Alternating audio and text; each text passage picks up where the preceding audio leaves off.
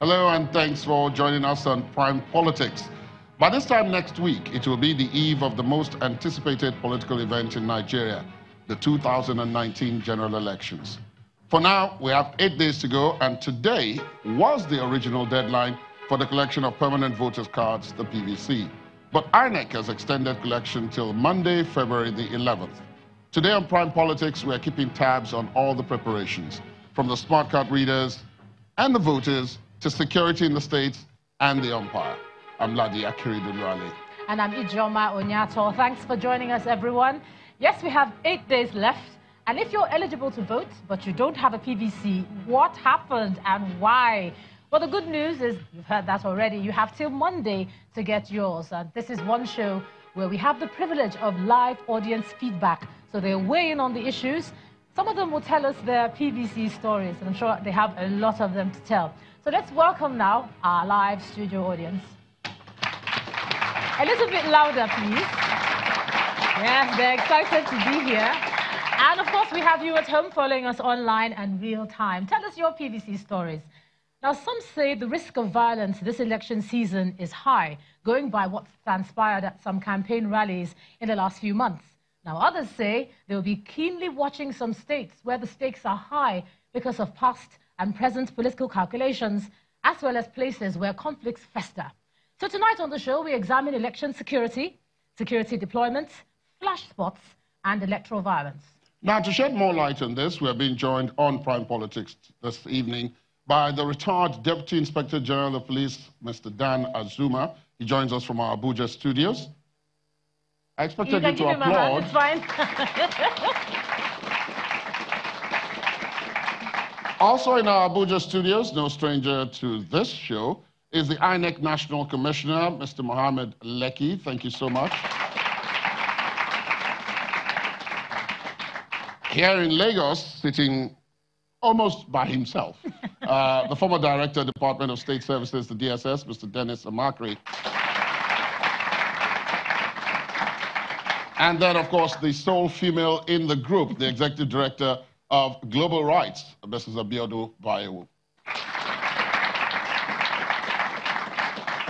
Now, there are a number of issues for us to chew on in the next 60 minutes or thereabouts, but our correspondent, Olu Phillips, crunches some of them down for us in this report. Preparations for the 2019 elections appear to be coasting home. This is evident and clear from the campaigns that currently inundate the airwaves.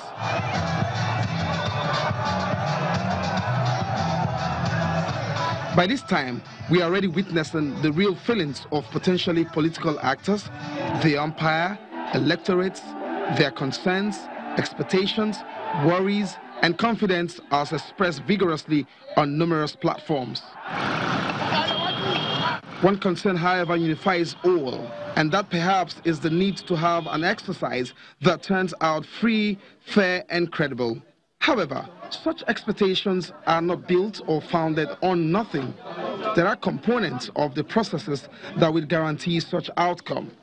Essentially, the voices calling for a look at the security architecture has been the loudest as it cuts across all the stakeholders involved. And one of the strategies that they intended to do, or they intend to do, is to bring in Hezbollah and their militia groups. And as I talk to you today, these threats have become a reality. Unlike 2015, where insecurity was confined to basically 3 states in the northeast, Adamawa, Borno, and Yobe. This time around, for different reasons, insecurity is more widespread.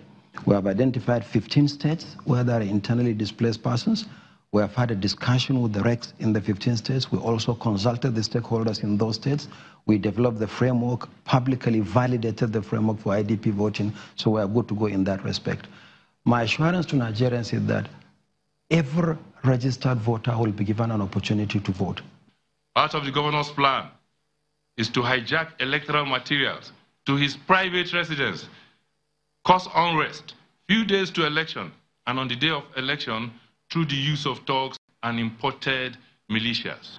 So for the same party to turn around and say that the APC, and by extension the government led by Alhaji Abilu Izami Youth, is very unfortunate. The ruling party has at some point and still continues to point in that direction. The opposition has, groups have, observers are, just as it has become increasingly important that insecurity doesn't mar, influence, or sway outcomes. If anybody asks you to do something that is not right and says the boss wants you to do it or the person at the top wants you to do it, don't believe it. Because the person at the top is saying, and I think honestly saying, they want to win a fair election. And there's a reason not to believe it. Because we all know that a citizen is responsible for their own actions. They're responsible first to their God, second to their conscience, third to the laws of Nigeria, fourth to the court of public opinion in Nigeria, and then finally to international law and the rest of us. So the last thought is, if people say things that, whether they intend it or not, might lead to hate or cause people to think of violence, they'll be held to account. Rigging of polls anywhere is one factor that can lead to breakdown of security, but there seems to be a new issue that is as potentially latent as rigging. Vote buying most likely has become a new dimension rearing its head in our election process. Looks like ballot box snatching is no longer fashionable. Put together, though, these factors can spark violence anywhere during the polls. Still, the police says there's no cause for worry, as strategies have been perfected to have a free and fair process. Just recently, the police hierarchy announced the redeployment of state commissioners of police, and in same vein, over 20,000 police officers expected to be on active duty.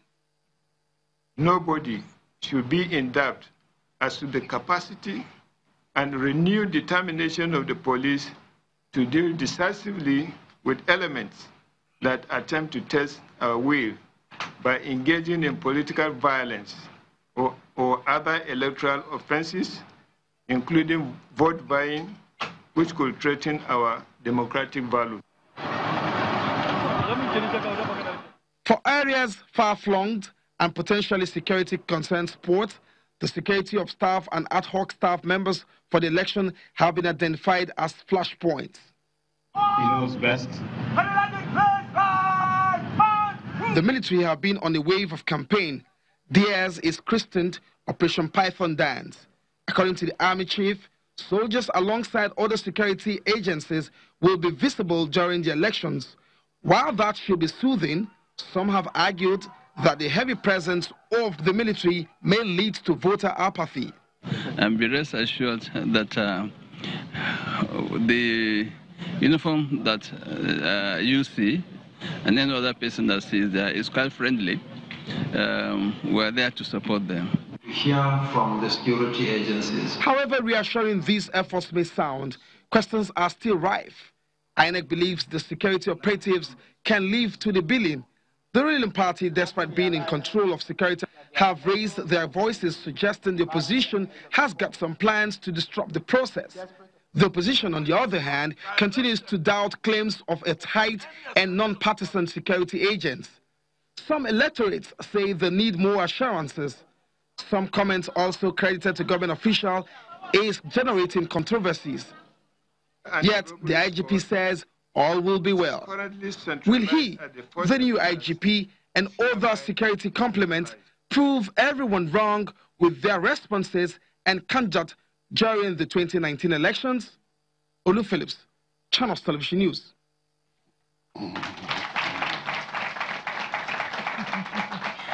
Welcome back indeed. All will be well, says the IGP. We'll take it up from there. Let's see, where we've gone so far. And let me start with you, INEC National Commissioner Mohammed Leke over there in Abuja. Just starting with news that has come out from INEC early today, talking about the extension of collection of PVC cards. It was supposed to have ended today. Now we hear it's Monday. Just to find out what informed that decision, why? Thank you very much, Ladi and Ijoma.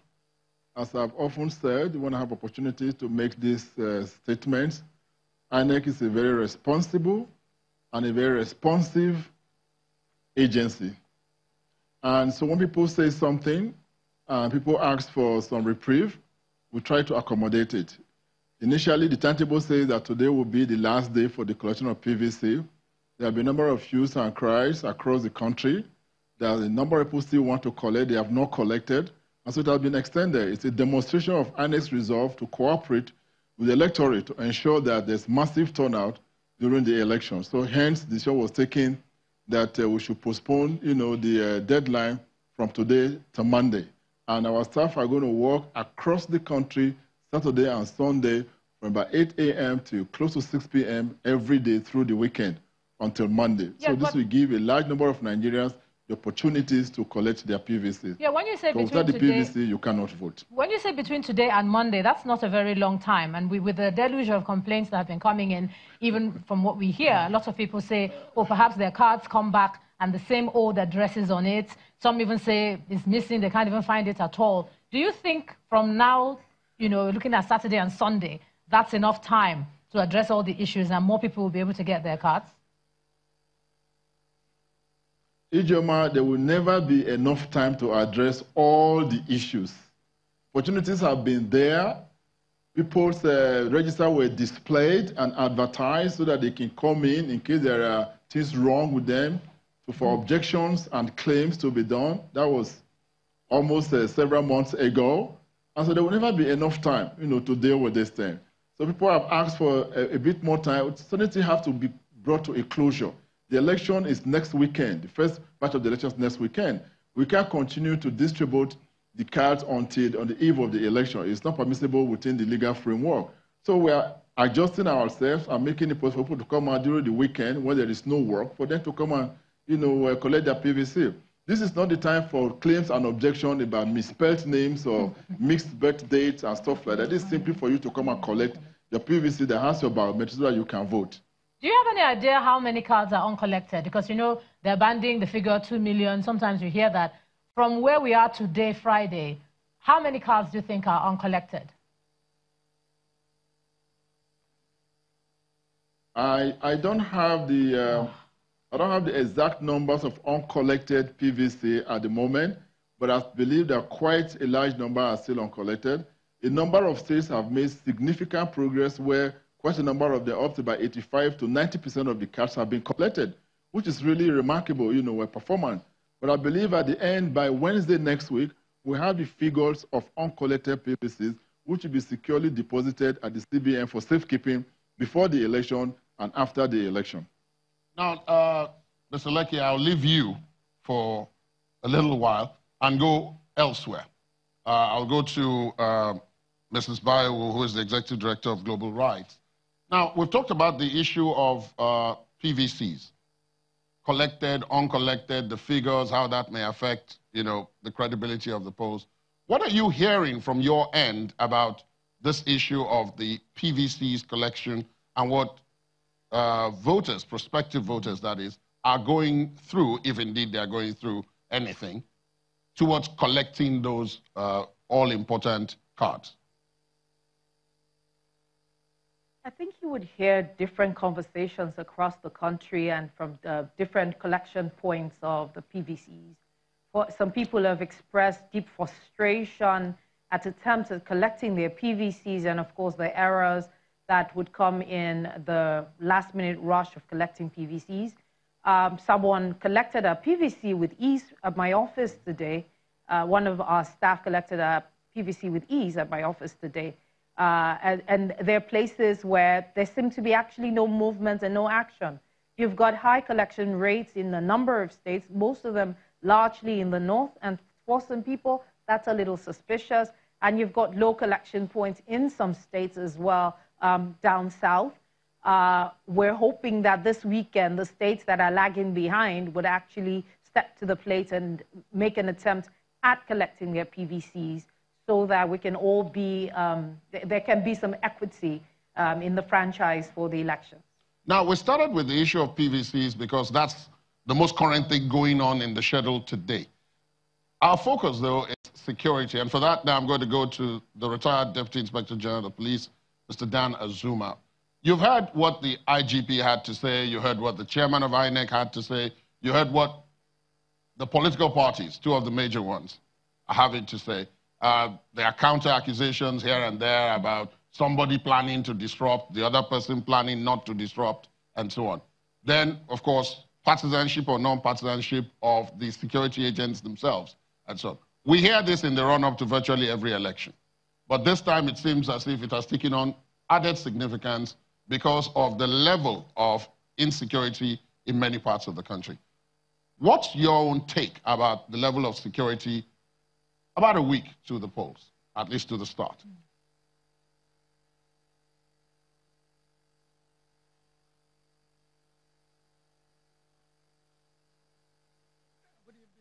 And thank you for having me. Just like you have observed, what is going on now is not new in this country. We've been having elections since 1999 to date. And I can assure you that what is going on this time around is not comparable to what happened in 2015. I was there, I was on the field, and I know what happened. So the kind of security alarms that is being raised is not more than what we experienced in 2015. But however, I'm sorry to cut in. I'm sorry to cut in and ask this question. You may say that what we're hearing now is not is not like what we heard in 2015. But one of the things we've heard is those in control of security agencies talking about the ruling government, alleging that the opposition is planning to disrupt the polls. And some are saying that that's an expression of helplessness.